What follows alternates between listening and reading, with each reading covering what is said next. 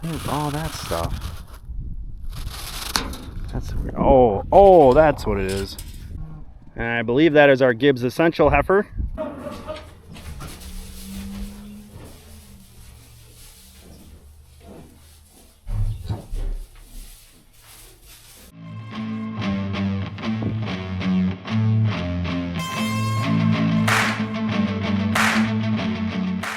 Good morning. Welcome back to Ohrmundt Simmentals. All right, it is a brisk, breezy Saturday morning. Just making sure we don't have any surprises. No surprises out here. I don't think there's anything going on in the barn / north of the border. And we're gonna buzz down to the shop because we want to double check what size spindle for that 42 steering arms actually are. Then after that, I think we're going to be working on fence south of the bales. So hopefully today or tomorrow we can get these guys in the loafing shed out on that field. There's the one from yesterday. Looks like she was on. She looks nice and plump. And we'll go check on the kingpin heifer marigolds. I'm not showing because she's taking a hellacious dump. Very heavily colostrum influenced poop. But she looks to be doing just fine. And then even Slowpoke in here, he's up and at 'em. Little Goggle Gergs is doing really well. But yeah, we even got Slowpoke back there. He's up, which is nice to see.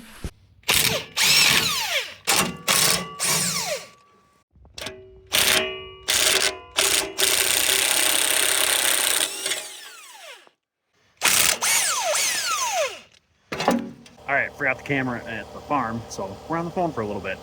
Working on getting those battery boxes swapped out. Battery boxes out.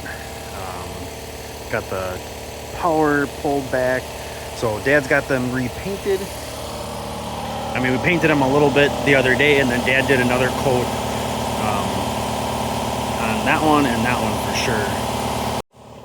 He did that yesterday. So we're gonna start putting this all back together, and then we can put the new steps on. All right, so we got the step / battery box all good to go. So this was used, repainted. This was new. And then this was used and just repainted. So yeah, the problem was that this guy wasn't on there, so it was held down with a bungee strap, and now you can't lift it up. Before it would flip up, so kind of need that guy. So now we're gonna get the new steps on, bolt them on. All right, here we go. Got the steps on now. For some reason, it seems like these steps are just a little bit lower than the 44. Don't mind the junk. It's our firewood supply. But kind of is what it is. So we got these guys on, and they are much nicer than the last set that was on there. These are, we kind of compared like the different materials. Plus these have a little bit of this bent flange, which will really stiffen it up. But these are a gauge thicker than the ones that were on there. All right, we are back on the camera. Oh, I did not know Dad turned on the... How long has this heater been running? Possibly all night, I don't know. I'm gonna say Dad turned it on this morning.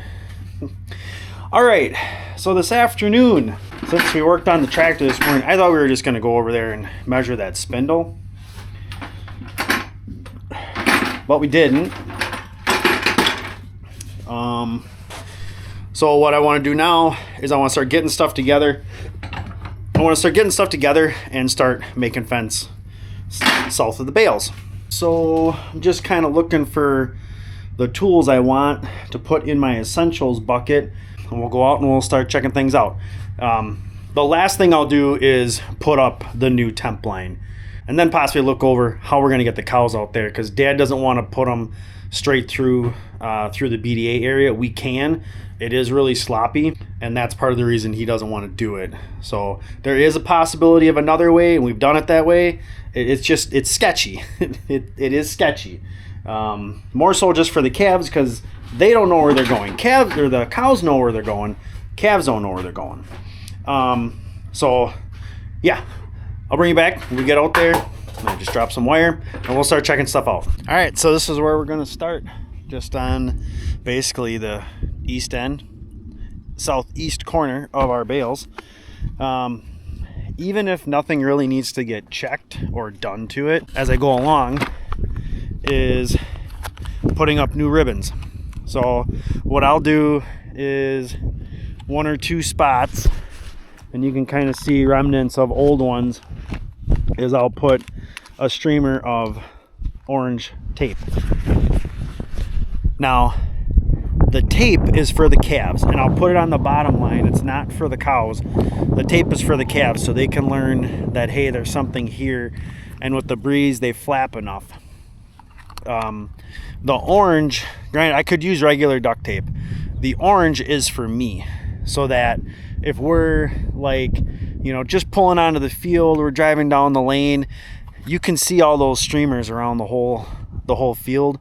And then if there's a section that got knocked down or something, or it's laying on the ground, you can see that a lot easier. Like this little stretch right here, all I gotta do is put on some tape. I just got like 3 or 4 posts, and then I got something I gotta address down there with an insulator. Well, the deer did it to me again. What is all that stuff? That's weird. Oh, that's what it is. So this had gotten hooked back here and got ripped through. So that means the deer came this way, and they hooked it on their leg and they pulled it through there. I was wondering what all that little yellow stuff was. Well, it's plastic shavings apparently. It's always a nice feeling to get the 4-wheeler back in summer operation. So hopefully you guys can see that, but that's kind of what it's looking like. You know, I'll try to put 2 ribbons per stretch. Really just depends on how big a stretch it is. I do need to lower this one insulator. I think I had swapped out this insulator last summer, and I think I just took a best guess at where it goes, and I think it goes 1 notch down yet. So we're up to this corner post. So we're essentially half done checking around here. Basically just stopping in this corner because I think there's a pickup spot here, and I want to pick up a little tension. Pretty happy I was actually able to go through this whole wet hole. So this isn't very deep. It's only like, it's deeper in the ditch and then out this way more, but right along the fence kind of has like just a hint of a ridge to it because no animals can walk there, obviously because of the wire. So what I'll do is I'll run my tire right up on that ridge, 4-wheel drive, and no issues. So yeah, flipping along. Nothing super major. Just a little, like, I think I've done like what, 2 or 3 insulators, and that's about it. It looks like cows aren't coming back here today. We're getting a little bit too late in the day for that. We don't like to do that in the evening. That's like at least by 1 o'clock, so we can kind of keep an eye on them. Usually it takes about an hour for everybody to find their perimeter. All right, I just have a little stretch to go here with my tape, and thankfully I bought 2 rolls. Unfortunately, when you buy the colored stuff, and I probably could order like a good size roll of this online, I should have checked, but like you go to Fleet Farm and you buy actual duct tape brand, it's literally half it is literally half the roll that a regular like gray roll is. It kind of sucks. So you got to buy 2 of them, and I used 2 of them. I mean, this is 3/4 gone already. Good morning. All right, Sunday morning, and it's a lot nicer out today. We're like at least 10 degrees warmer, but the breeze is up, so I got the stocking cap on. We had a whole bunch of plans this morning.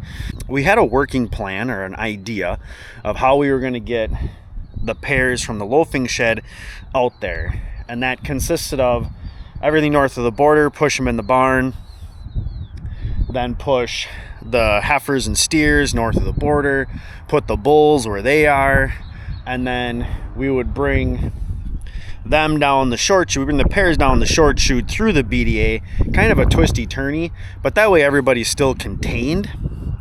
But yeah, that came to a screeching halt about 15-20 minutes ago, because I think it's our last cowboy cut daughter is in the barn, and she's got the sack out and having a calf.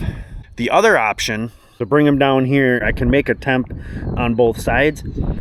The issue with that is it's okay if the calves skirt under that wire there, because they just kind of cut the corner off, but they can't out here, because then they just roam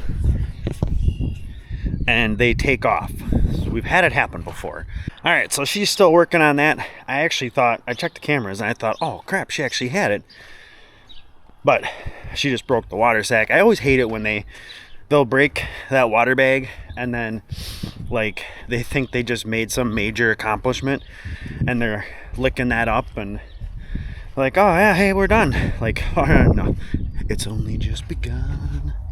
Well, after much up and down, and I don't know if it's just dumb cow day on the farm. Well, the cow that just calved, she's like up and down, like the head would just be ready to pop and she'd get up. She's laying down, 1 foot of the calf is like in the water tank, one's like underneath it. It's like, come on girl, let's grow a little bit of a brain. Gets up, lays back down, and like she's 6 inches from like a 6x6. Then she finally laid down and she had it. And factor broke with tradition today. Had another heifer. Not super crazy about that because we're tied now. We were doing so good on bulls, but we're tied now.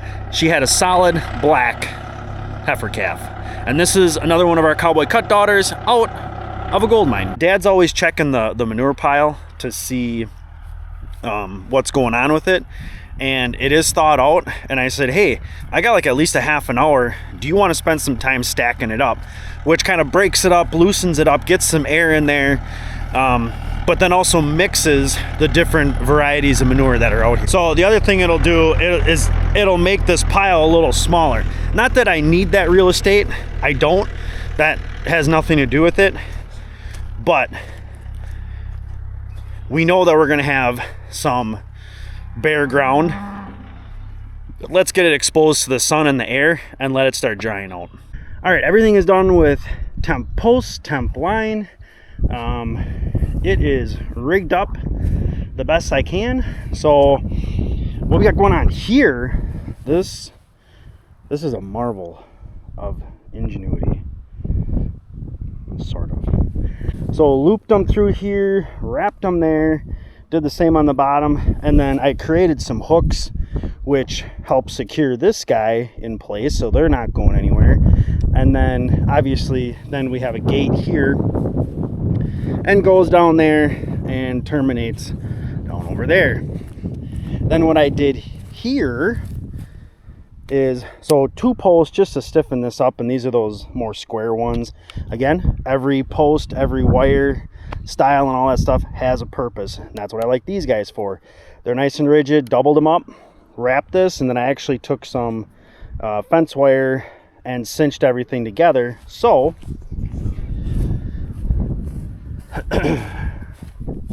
when I come over here and we unhook the gates, then the rest of this wire doesn't slack. So I mean, yes, this is still then the weak point, but for the most part the wire doesn't slack. All right, so we're actually getting pretty close to letting these animals on here. So Dad is just putting out a bale. So now we're probably going to be in feeding these guys a bale every day, because there will be a little bit wasted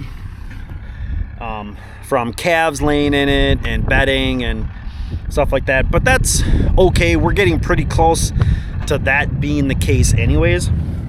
And what we're doing is we're setting up this bale. So the alley that we created coming out, this bale is right out from that alley. So if you get a couple of those cows that are like, you know, hey, I'm out here early. Oh, hey, you know, hey.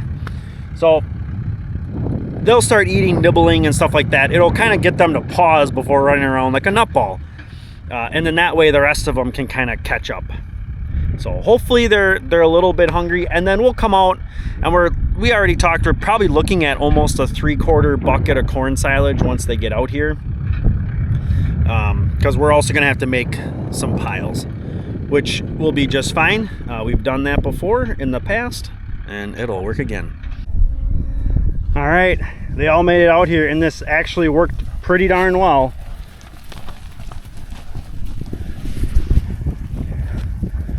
So what we'll do is kind of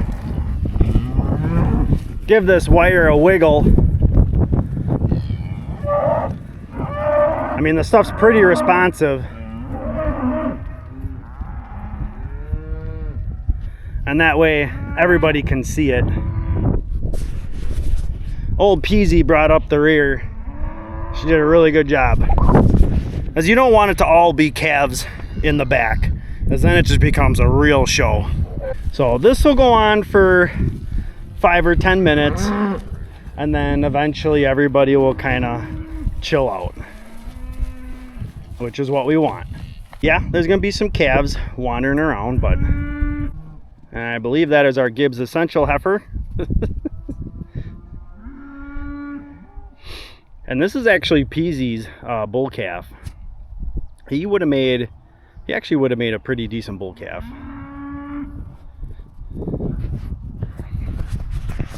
So this is like the biggest reason to do this, is so that these guys can get out here and enjoy, one, clean conditions.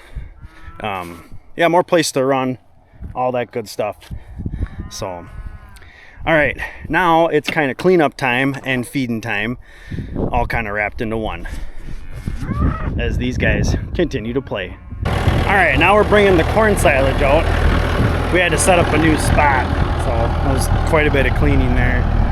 So all Dad's gonna do now is he's just gonna make a bunch of piles, and hopefully they're fairly evenly spread apart. We still have to get the water running, but that shouldn't be an issue.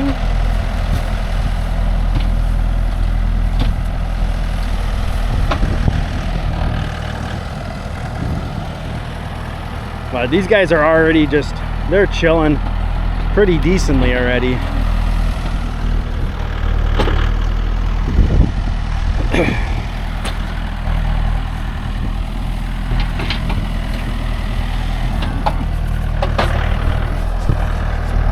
And again, this silage is just meant to be a little bit of a supplement. So I did just notice, I did not do this on purpose. This is 100% accidental, but I am color coordinated. Look at that shit. So it's like, you know which handle goes where.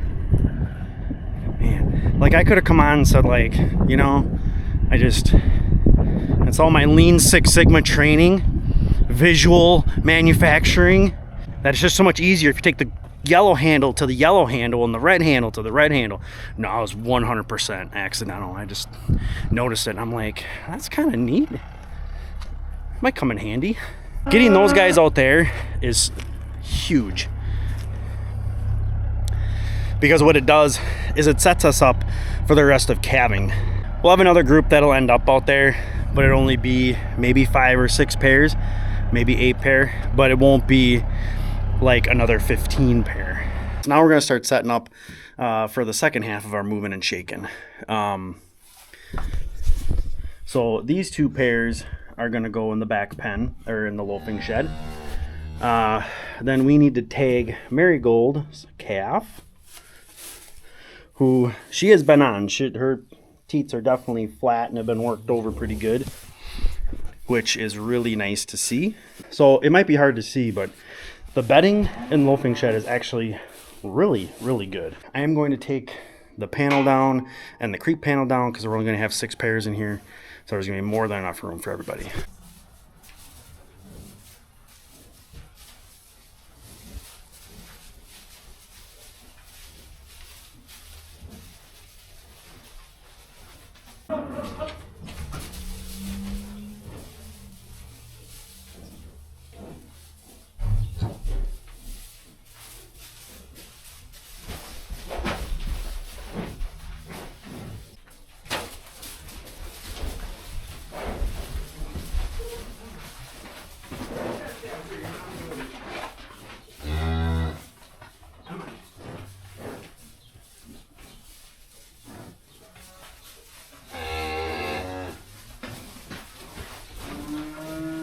All right, that actually didn't go too bad. Got a whole new loafing shed crew. If she turns out really, really good, she's on the maybe list. That's a lot of chrome, but we'll see. All right, everybody is moved around. I got to throw a little bit of bedding in this one. This is our little heifer that was born this morning. She's been sucking. She's got half that bag emptied out already. The other side is dripping. So this is her third calf, I think. Should be her third calf, I believe. Good calf. It's a heifer, whatever. But again, solid black out of full blood. So this is, Mama is a cowboy cut out of a gold mine. So we used to call her Mom Piglet because she too had frostbit ears and frostbit tail. So her tail was like only a third the length and her ears were like a third the length too. Yeah, she had gotten hard frostbite. You could barely get an ear tag on that one. But she was a really good mom. I think she's 12 or 13 when she left a couple of years ago. But yeah, she was solid. And good old Peasy knows right where she's supposed to go. All right, we got water flowing here. Valve turned off there. Good thing I came up that way because there was some more deer damage on the wire. Just need to tighten the plug a little bit. Which, lucky for me, my pocket knife fits right in there. And that's really all the tighter it needs to be. It'll leak a little bit there until the gasket gets moisturized a little bit and soaks up water. I mean, I'm not too worried that the valve's gonna shut off. Honestly, I can check it.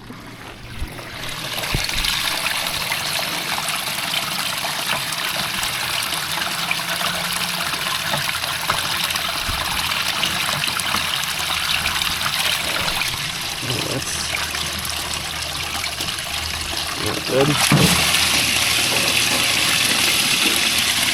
All right, it actually had me worried there for a second. It didn't want to shut off. So I unscrewed it and kind of took it apart. There was a little bit of scuzz in there and actually kind of cleaned that up a little bit. It does shut off. And sometimes those diaphragms, if they haven't been worked in a while, they just need to get some moisture in them and they'll work just fine. So good. That's probably a good thing I checked it. But yeah. This is always a great sight to see, whether it is fresh green grass or it's not mud grass out here.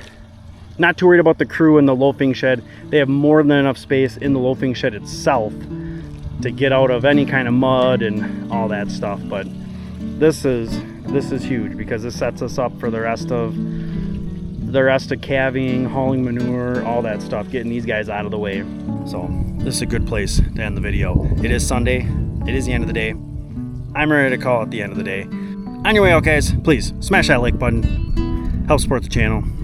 And definitely, if you got any questions, please drop them in the comments. And don't forget to subscribe. Help us support us here at Ohrmundt Simmentals. Help us get to our goal, 4,000 subs by the end of the year. I know we can get there. And as always, thanks for coming along.